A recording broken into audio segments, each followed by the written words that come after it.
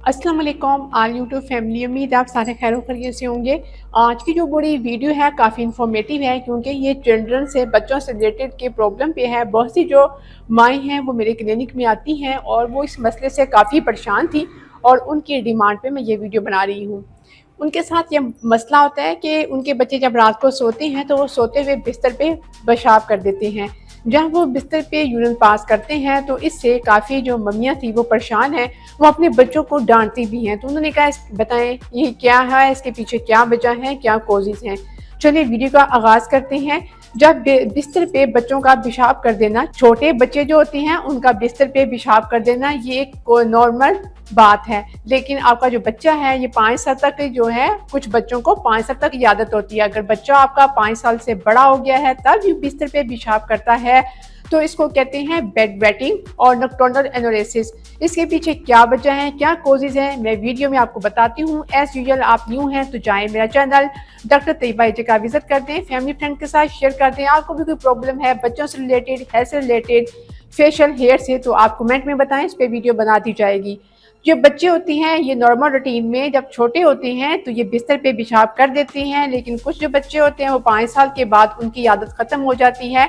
लेकिन कुछ बच्चे ऐसे भी हैं जो 5 साल से बड़े हैं लेकिन वो बिस्तर पे पेशाब कर देते हैं। और कुछ बच्चे मैंने ऐसे भी क्लिनिक में देखे हैं जिसमें गर्ल्स वगैरह हैं, कॉलेज गोइंग हैं, स्कूल गोइंग हैं, लेकिन फिर भी वो बिस्तर पे पेशाब कर देती हैं।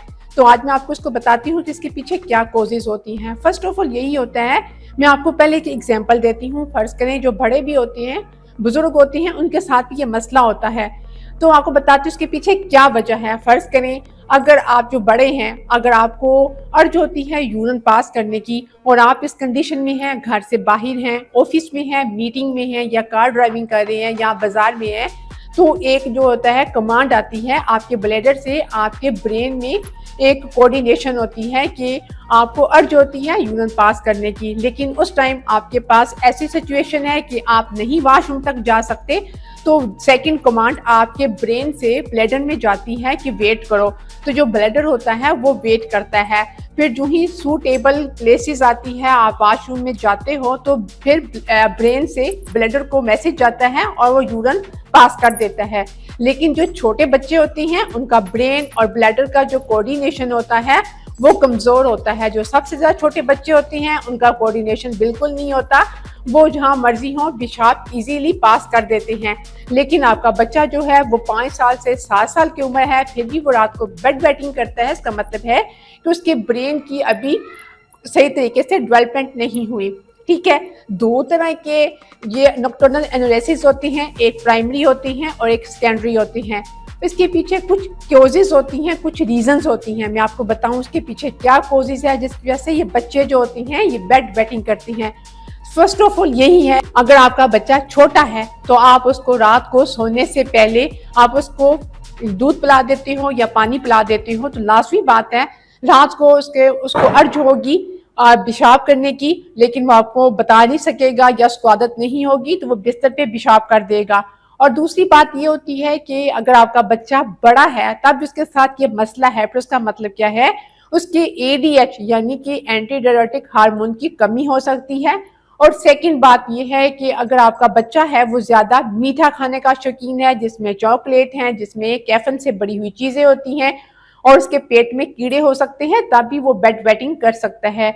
या ऐसा बच्चा जो कि मोटापे का शिकार है, जो हद से ज़्यादा मोटे हैं, और जिन बच्चों को कब्ज़ होती है और आपके अगर जीन्स में है, आपकी जेनेटिक में है, अगर बच्चों के जो पेरेंट्स हैं, मम्मी पापा हैं, वो भी अपने बचपन में बेड वेटिंग करते थे, तो लाजमी बात है आपके ये बच्चों में भी आदत आ सकती है। और इसके अलावा ये है कि जो आपके बच्चे हैं उनका ब्रेन का डेवलपमेंट सही तरीके से नहीं हो सकी। ठीक है, और इनके हार्मोन जो हैं वो इम्बैलेंस हैं। कुछ बच्चों में जो ब्लैडर होता है उसका साइज छोटा होता है, इस वजह से भी जब ब्लैडर जो होता है उसमें कैपेसिटी नहीं होती, जो ही यूरिन आता है वो इजीली बेड पे पास कर देते हैं। ठीक है, ये कुछ कोजेज हैं, लेकिन ये अक्सर मैंने माओं को देखा है जब आपके बच्चे के साथ एसएच टाइप की प्रॉब्लम है, वो बेड वेट करता है, ठीक है, लेकिन आप उसको डांटते हैं तो क्या होता है, सांस कमतरी का शिकार हो जाता है।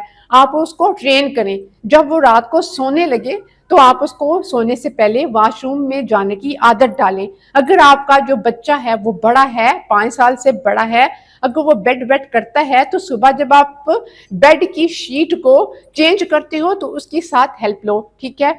और कुछ बच्चे जो होते हैं वो बेड वेटिंग करते हैं लेकिन बाद में उनकी आदत खत्म हो जाती है, लेकिन जो स्कूल गोइंग है, कॉलेज गोइंग है, उनके साथ ये प्रॉब्लम है, देन आप अपने डॉक्टर से कंसल्ट करें, क्योंकि हो सकता है उनको यूटीआई का कोई मसला हो जाए, उनको कोई इन्फेक्शन का प्रॉब्लम है, या उनका जो ब्लैडर है, मसाना है, उसमें कोई प्रॉब्लम आ रही है, या उनके साथ कोई ऐसी फिजिकल या पैथोलॉजिकल चेंजेस हैं जिसकी वजह से वो बेड वेटिंग करते हैं। फिर भी यही है कि आप अपने बच्चों को अच्छे तरीके से ट्रेनिंग करें, उनके साथ कम्युनिकेशन में रहें, कभी भी उनको डांटे नहीं। डांटने से क्या होगा, बच्चा शासक कमतरी का शिकार हो जाएगा। एक और मैसेज, जो लेडीज या गर्ल्स होती हैं वो 5 साल के बाद उनका जो ब्रेन होता है वो आसानी के साथ डेवलप हो जाता है, उनकी आदत खत्म हो जाती है। ज़्यादातर जो मेल बॉयज़ हैं, मेल बेबी हैं, वो 7 साल से कुछ टाइम ज़्यादा लेते हैं, उनका जो ब्रेन की डेवलपमेंट होती है थोड़ा सा, और ब्रेन के डेवलपमेंट होने में थोड़ा सा टाइम लगता है, ठीक है। और ये एक आम नॉर्मल रूटीन है, लेकिन जो ये मेरी वीडियो है इसमें जो मेडिसिन बता रही हूँ ये ऐसी मेडिसिन है जिससे बेड वेटिंग को काफ़ी हद तक कंट्रोल किया जा सकता है। लगातार इस्तेमाल से आप इस आदत से मुकम्मल तौर पे छुटकारा भी हासिल कर सकते हैं। लेकिन यही बेस्ट है कि आप अपने करीबी डॉक्टर से जाके कांटेक्ट करें, उनसे मेडिकेशन करें तो ज़्यादा अच्छी बात है, क्योंकि कुछ सिम्टम्स ऐसी होती हैं उनकी वजह से भी बेड वेटिंग हो सकता है।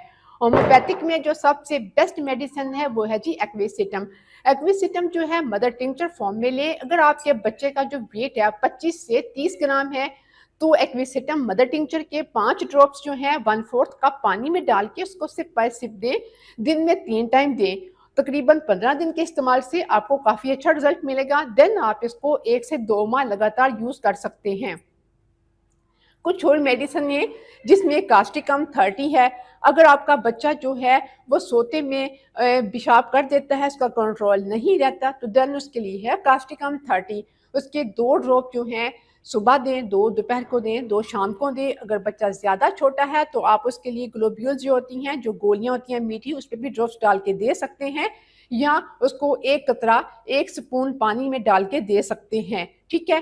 फिर अगर आपका बच्चा जो है नहायत ही दुबला पतला है, कमज़ोर है, साथ वो बेड वेटिंग करता है, जो खाता है उसके मुताबिक उसकी नशो-नुमा सही नहीं हो रही, उसकी हाइट सही नहीं है, तो देन एसिड फास्ट है, वो भी 30 में आप यूज़ कर सकते हैं। लेकिन इसकी होम्योपैथिक में काफ़ी अच्छी मेडिसिन है जो कि बेड वेटिंग को मुकम्मल तौर पे ट्रीट कर देती हैं। अगर बड़े बुजुर्ग हैं उनके साथ ये मसला होता है बेड वेटिंग का, तो देन क्या है, उनके पीछे 2 वजूहात हो सकती हैं। एक डायबिटिक हो सकते हैं, बच्चों में भी डायबिटीज़ होती है जो बेड वेटिंग करते हैं, लेकिन ये बहुत रेयर है।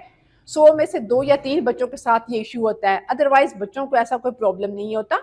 अगर बड़े या बुजुर्ग हैं वो बेड वेटिंग करते हैं तो उनका जाके पेल्विक अल्ट्रासाउंड करवाएं। उसके पीछे 2 रीज़न्स हैं, या तो वो हाइपरटेंशन के या वो डायबिटिक पेशेंट हैं, और नंबर 2 उनके जो प्रोस्टेट ग्लैंड्स हैं वो अलार्जमेंट हैं। उसके लिए भी काफ़ी अच्छी बेस्ट मेडिसिन है, मेडिकेशन है होम्योपैथिक में। लेकिन बेस्ट यही है कि आप डॉक्टर से जाएँ और उनकी हिदायत के मुताबिक मेडिकेशन यूज़ करें, ठीक है। इंशाल्लाह ताला नेक्स्ट वीडियो में किसी अच्छी इन्फॉर्मेशन के साथ फिर मुलाकात होगी। तब तक अपना बहुत सा ख्याल रखिएगा, मुझे अपनी दुआ में याद रखिएगा। अल्लाह हाफिज़ एंड टेक केयर।